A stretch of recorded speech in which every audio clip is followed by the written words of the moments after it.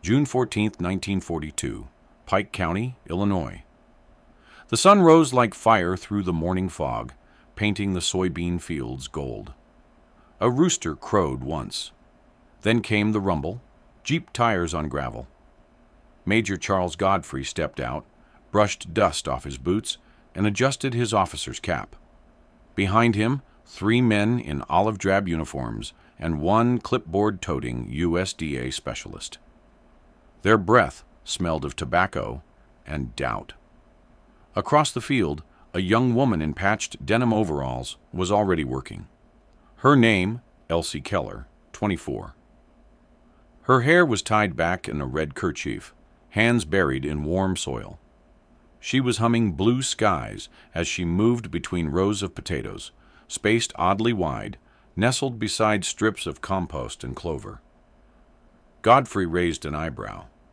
"Is this the technique?" One of his men snorted. "Looks like a mess, sir." "She planning lunch or hosting a picnic?" The others laughed. Even the USDA man cracked a grin. Elsie stood up slowly, wiping dirt on her thigh. She squinted into the sunlight, face calm, voice steady. "You can laugh, but by September, this patch will outgrow anything you've got in Georgia or Iowa." Another chuckle. "Sure thing, ma'am. Maybe you'll save the Army with your circus act." But Godfrey didn't smile. He scanned the layout, saw worms in the compost, rich loam crumbling under her touch, the curious spacing between rows. "Why clover?" he asked. Elsie answered, "Feeds the soil, cuts your nitrate needs by half." "And those rows?" "Airflow, keeps rot down. Learned it from watching deer trails, how wild things grow." Godfrey said nothing. The wind carried the scent of manure and green things. Behind him, the officers shifted uncomfortably. This wasn't how they'd been taught. "All right, Miss Keller," he said. "You've got 30 days. Show me your miracle." Elsie just nodded and returned to her planting. The Army laughed until her soil started talking back. July 2nd, 1942, Washington, D.C. A thick summer heat smothered the capital. Inside the War Department's Nutrition and Logistics Bureau, air fans spun slowly, pushing stale cigarette smoke across charts and ration maps. Colonel Bernard R. Ames wiped his brow and glared at the latest report from General Eisenhower's staff in North Africa.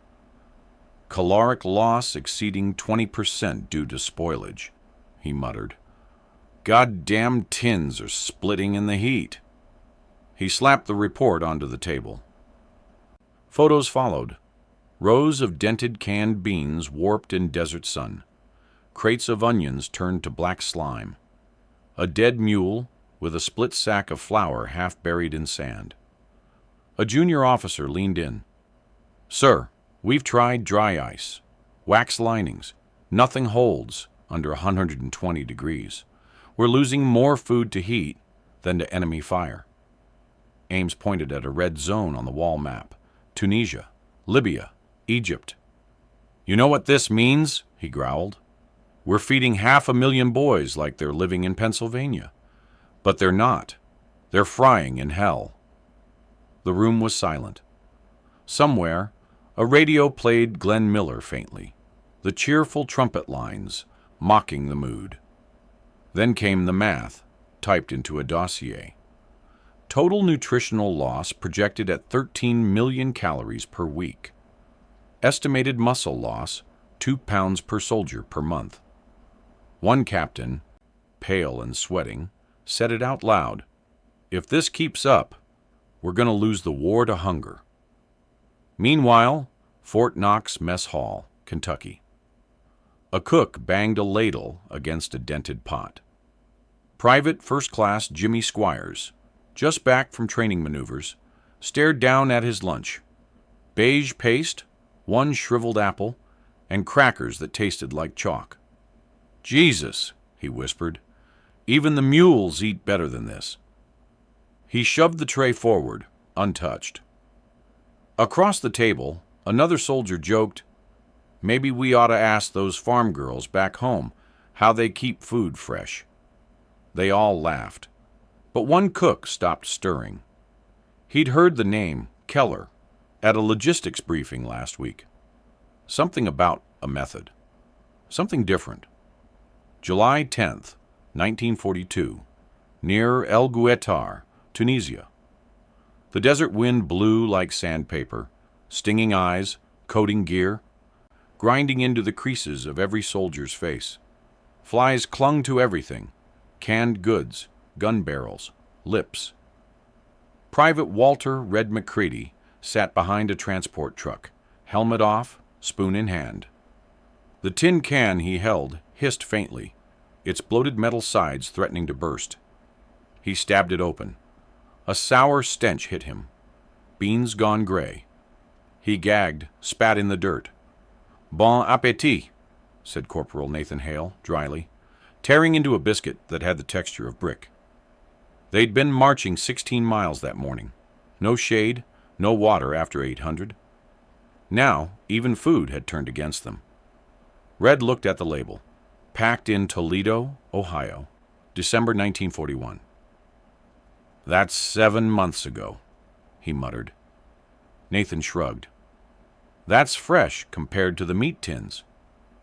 Another GI nearby was reading a letter from home. His mother had sent a photo. Rows of golden potatoes in the family field, soft clouds rolling behind them. "They're eating like kings back home," he whispered. Red squinted at the photo. "God, I'd kill for a real meal. Something warm. Something alive." They all went quiet. Then came the kicker, an old joke, bitter now. "We've got the best factories in the world," Nathan said, "but they still can't make food that tastes like food." The camera would linger here, sand clinging to sweat, the sound of distant artillery, and a single potato photo pass from hand to hand. Meanwhile, Army Quartermaster Depot, Chicago. A food scientist examined a spoiled crate of potatoes, mushy, black-veined.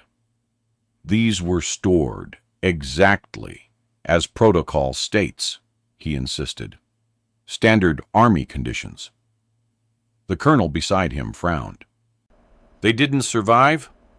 Another voice, younger, quieter. "There's a woman down in Pike County.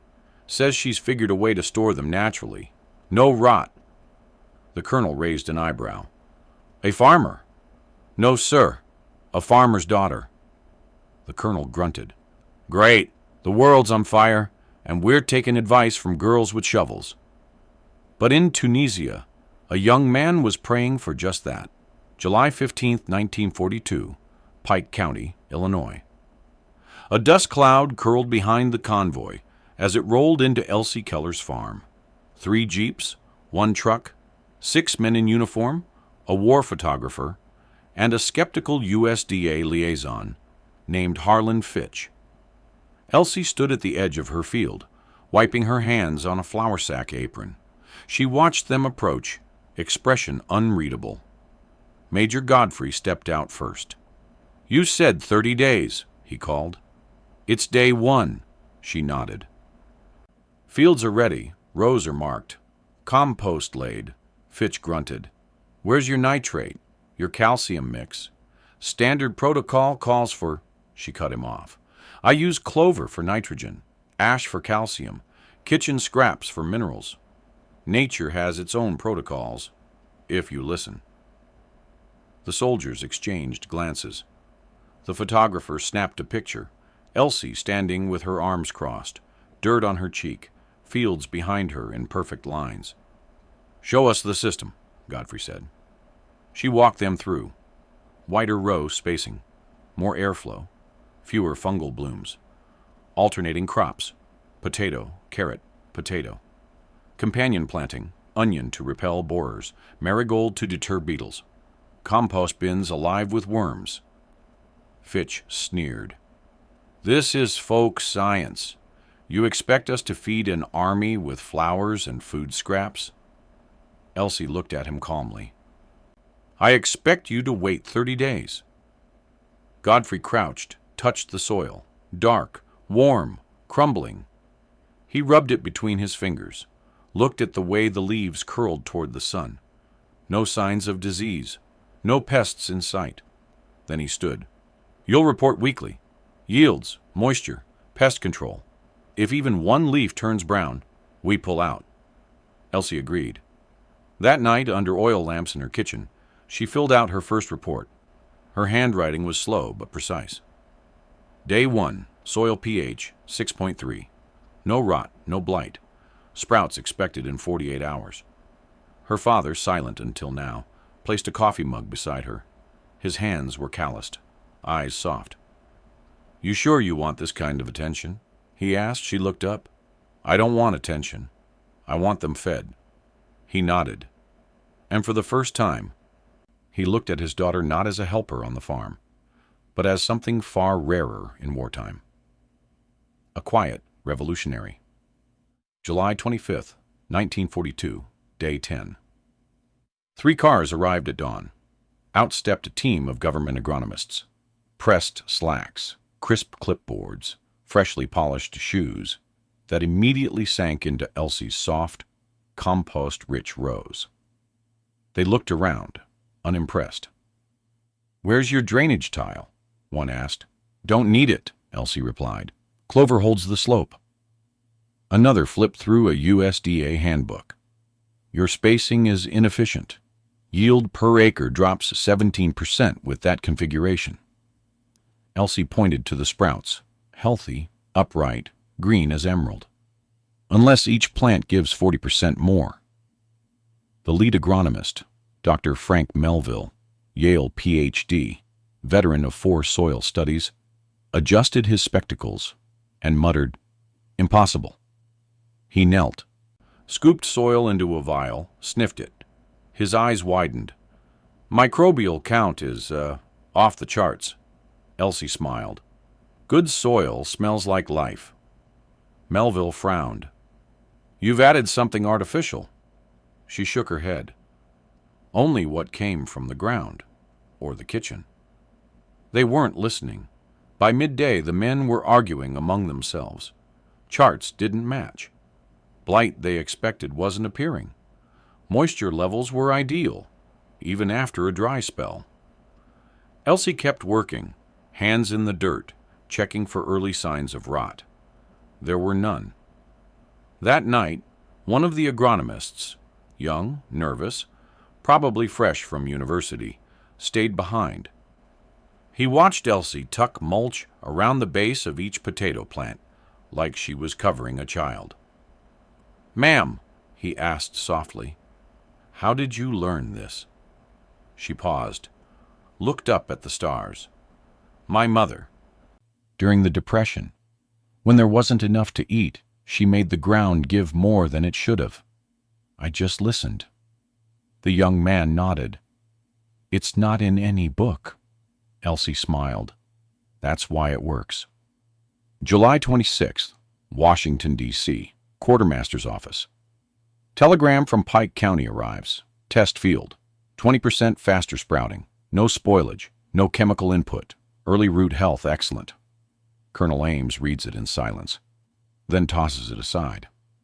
Fluke, he mutters. But a clerk collects the telegram, tucks it into a folder marked Keller Method, provisional. He lingers, reading the last line. Day 11. Sprouts 7 inches. Fungal 0. Soil alive. Alive. That word sat differently now. August 14th, 1942, day 30. The sun broke over Pike County, as if it knew what the day meant. Elsie stood in her field, a basket on her hip, eyes scanning the rows. No yellowing leaves, no wilt, no rot. She knelt and dug. First one, then another. Potatoes, smooth and firm, tumbled from the earth like coins from a broken bank. By noon, a dozen army trucks stood idle by the gate. Men with clipboards, cameras, and measuring sticks filed into the field like it was a landing zone.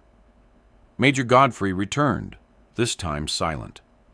They weighed every sack, logged moisture retention, measured starch density, compared nutrient data to standard Army stock. Elsie said little. But when one USDA analyst began muttering numbers, others gathered close. Yields threefold. Nutrient retention up 40%. Zero blight. Zero chemical inputs. Someone laughed nervously. That can't be right. Godfrey leaned in. Do the math again. He did. It came back the same. August 16th, Quartermaster Corps Data Center, Chicago. The Keller report arrived in a thick envelope. 17 pages, charts, photos, soil samples, handwritten observations in Elsie's tidy cursive. It landed on Colonel Ames's desk with a thud. He scanned the results. His jaw tensed. Damn good potatoes, he muttered. Too good. His aide raised an eyebrow. Sir, Ames tossed the folder aside. This is a political problem now. August 18th, Washington, D.C., Military Supply Board meeting. The room was polished oak and polished egos. Generals, bureaucrats, USDA officials. Charts projected onto white walls. This girl in Illinois, one said, has delivered a threefold increase with backyard science and manure. An older official frowned. And you want us to deploy her methods Army-wide? Based on one test field? Silence. Then came the quiet voice of Rear Admiral Kent. Gentlemen, we are short 13 million calories a week. You want to debate the source or solve the hunger? More silence, then the inevitable. We'll run another trial, controlled, overseen by military personnel. Location? A pause. Then, Texas, Fort Sam Houston. Another test, another delay. Elsie Keller had fed a farm, then a formula. But the war machine wasn't hungry for truth. It was hungry for permission. August 24th, 1942. Fort Sam Houston, Texas. Rows of test plots glistened under a merciless sun. Army engineers stood with measuring rods, while enlisted men tilled the hard soil with civilian tools. This wasn't Illinois. This was a gauntlet. Elsie Keller wasn't invited to Texas. Her method was. Instructions copied from her hand-drawn notes, compost ratios, crop rotation, row spacing, mulch technique, all written in her quiet, looping script. They called it the Keller Protocol now, but they didn't call her. Inside a temporary command tent, a panel of military scientists observed the plots like they were examining enemy fortifications. Initial sprouting confirmed, one noted. Moisture retention surprisingly stable. Still anecdotal, another snapped. We need scale. And yet, plant health exceeded expectations. Soil temps held steady. Pests avoided the marigold strips. One captain whispered, this could change supply doctrine. August 27th, War Department, Washington. The decision table had grown larger. USDA, Quartermaster, War Production Board. Even someone from the Office of War Information, just in case this became a story. A memo was passed around. Summary. Texas trial replicates Pike County results. Recommendation. Expand Keller Protocol to Allied victory gardens and military installations in non-combat zones. A younger colonel cleared his throat. She's a civilian, a woman, no credentials. If this goes public... Rear Admiral Kent snapped his pencil. Do you want food or footnotes? A hush. Then someone, older, softer, offered a compromise. Don't give her a spotlight, give her a supply chain. August 30th, Pike County, Illinois. A black Buick pulled up to the Keller farm. A man in a plain suit stepped out. He carried no badge, just a briefcase. Elsie was in the field, pulling weeds. You're Elsie Keller? He asked. She stood, nodded. He opened the case. Inside, a contract. War Department letterhead, typewritten and sealed. You'll provide training notes, soil practices, and seasonal guidance. In return, you'll be compensated and anonymous. She didn't even blink. I don't need credit, she said. I need this war fed. He nodded. As he turned to leave, he paused. For what it's worth, we thought you were a joke. Elsie smiled. So did I. Then she went back to the dirt, where truth grew stronger than doubt. September 12, 1942, somewhere near Salerno, Italy. The sun had gone down, but the heat hadn't. Soldiers crouched in silence behind stacked sandbags, their helmets tilted back, the hum of insects mixing with distant artillery. Private First Class Jimmy Squires opened a letter, his fingers shaking more from hunger than fear. They came in from stateside, it read. Your new ration should be in this week. Real potatoes. Baked. He scoffed. Sure. Then came the crates, dropped in overnight. Unloaded with haste. Sacks marked U.S. Quartermaster, ILPK Keller. Stamped in stenciled black ink. Cooks weren't briefed. They just peeled.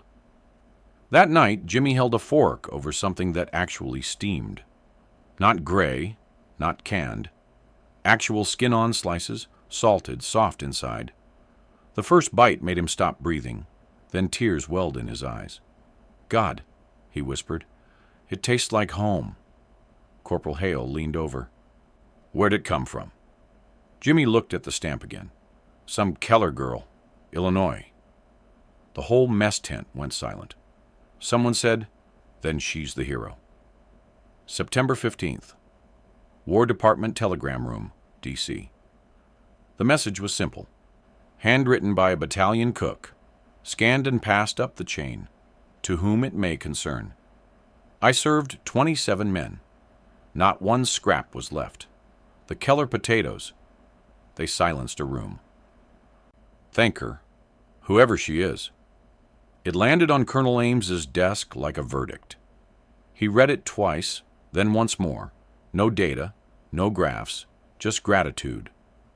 He closed the folder marked Keller Protocol, and for the first time, he smiled. Back in Pike County, September 16th. Elsie walked the edge of her second planting, taller now, greener, late bloomers for the fall cycle. A letter came in the mail, no return address, just a folded page inside. Dear ma'am, I don't know who you are, but tonight I didn't feel like I was in a war zone. I felt like I was back in Missouri. I felt full. God bless your hands. Elsie folded it slowly, sat on the porch, and cried. Not from sadness, but from the strange, humbling knowledge that something she grew had crossed an ocean and fed a soul. October 4th, 1942, Pike County, Illinois. The sound of boots echoed across the fields. Not one pair, dozens. A transport truck pulled up. Then another. Soldiers stepped down, not with rifles, but with notebooks. Sergeant Miles Hollis led the group. All right, men, he said. Welcome to Keller Ground Zero. They stood before neat rows of potatoes, compost mounds, windrows of clover. At the edge, a chalkboard nailed to a barn door read, Day 112. Soil moisture, 22%. Rot, 0. Elsie stepped forward in a denim jacket, a U.S. Army patch sewn neatly to the arm. She wasn't enlisted, but her method was. Today, she began, you'll learn what the land taught me.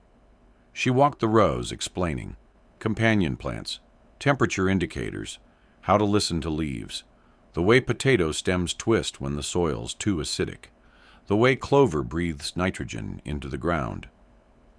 One soldier whispered, feels like church. Another muttered, feels like home. Meanwhile, Fort Benning, Georgia. A class of new recruits watched a film reel, black and white footage of Elsie's field. Narration explained the spacing, the mulch technique, the fungal resistance. The title on the film, The Keller Method, Combat Agriculture. Not folk science, not coincidence, but combat doctrine. Back at the farm, sunset. Elsie stood with her father as the soldiers packed up. One lingered, young, freckled, barely 18. He shook her hand. "My mother gardens. Said your name like you were Roosevelt." Elsie smiled. "Tell her I said thank you." He climbed onto the truck. As it pulled away, the wind shifted, and for a moment, the rows behind her shimmered in the golden light. Orderly, thriving, silent as a prayer. Her father took off his hat. "You did it," he said, voice thick. "You fed the army." Elsie shook her head. "No," she said, "they fed themselves. I just reminded them how." Later that evening, a new sign was hammered into the ground near the front gate, hand-painted. Keller Agricultural Training Field, U.S. War Department. Below it, a smaller one. Founded by Elsie M. Keller, daughter of the dirt. And that's how she became a doctrine. Not through rank, not through orders, but through soil, sun, and stubborn truth. November 1942, nationwide. The posters started appearing in rail stations, post offices, and grocery windows. Simple, bold print. Grow like Keller. Feed like freedom. Underneath, a sketch of Elsie in her field, headscarf on, kneeling beside a basket of fresh potatoes. No makeup, no glamour, just grit. Voiceover ads followed. "America needs food. Grown with courage. Follow the Keller Method. Feed your boys. Feed your nation." Back in Pike County, Elsie's farmhouse porch. A box arrived by courier. Inside, a War Department certificate. For meritorious contribution to national agricultural strategy, Elsie M. Keller. Signed by the Secretary of War. She set it aside. What mattered more was the letter beneath it. Handwritten, ink smudged. "Elsie, my father said your potatoes helped us win the ridge. The men fought harder with full bellies. We lost 5, but the rest, they lived. I think it was the food, not just the strength, but the memory. You gave us a piece of home. Thank you. Sergeant Marcus Doyle, 36th Infantry." Elsie read it 3 times. Then she walked to the barn, picked up a trowel, and began planting the winter rotation, because the war wasn't over, and the dirt still had work to do. December 1942, Richmond, Virginia. Mrs. Gladys Monroe, age 63, knelt in her backyard garden, carefully spacing rows just as the Keller pamphlet instructed. Her grandson watched from the steps. "What's that smell, Grandma?" She looked up, smiling. "Compost. Means it's working." Across the country, the method spread, from church gardens in Baltimore to migrant plots in Fresno, from POW camps repurposed as farm sites to schoolyards turned into supply stations. Wherever hands touched earth, Keller was there, not in speeches, not in medals, but in the living memory of food grown when the world was starving. Late December, Pike County. Snow dusted the field like powdered sugar. The rows were quiet now, resting. Elsie watched birds pick at leftover seed pods. Her hands still smelled faintly of clover and ash. The radio crackled inside, President Roosevelt's fireside chat. He spoke of sacrifice, of resolve, of the millions keeping the front fed. But outside, the silence spoke louder. She traced a finger along the signpost. Keller Agricultural Training Field. Then turned and walked into the cold. Because the ground remembers, even when no one else does. Spring 1943, Arlington, Virginia. In a War Department archive, a reel-to-reel tape crackled to life. The room was quiet, just 2 men, reviewing oral testimony for a post-war exhibit. They played back a recording. "You should have seen her," the voice said, laughing. Girl in overalls, digging around like she was going to out-farm the Pentagon. A pause. But then the reports came in. Tunisia, Italy, even the cooks stopped griping, and I had to eat my words with those potatoes. That laugh again. It wasn't cruel this time. It was tired, grateful. Meanwhile, Smithsonian Archives, Washington, D.C. A curator opened a wooden crate. Inside, labeled in pencil, Keller, AG Method, WY. It held a stained red kerchief, a spiral notebook with soil logs, one hand-carved sign, Soil is Soldier. She closed the lid gently, filed it next to Rosie the Riveter, back in Pike County, May 1943. The field had bloomed again. Children ran between rows, notebooks in hand.